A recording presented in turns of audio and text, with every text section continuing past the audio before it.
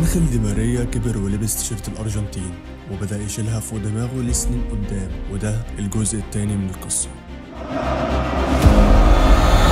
ما تنساش السبسكرايب واللايك. سنة ورا سنة، بطولات ورا بطولات، ودايما كان مظلوم. في نهائي الأولمبياد 2008 هو اللي جاب الجول، ونهائي كوبا 2021 برضه هو اللي جاب الجول. نهائي كأس العالم 2022 عمل اللي محدش كان متوقعه وسجل الجول التاني. بس سبحان الله، كل ده والإعلام ما كانش بيقول اسمه.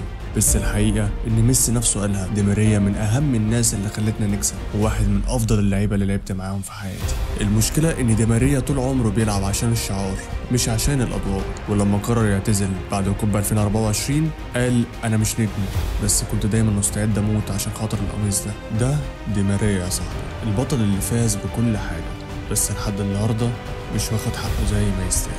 ودي كانت قصة أنخيل دي ماريا.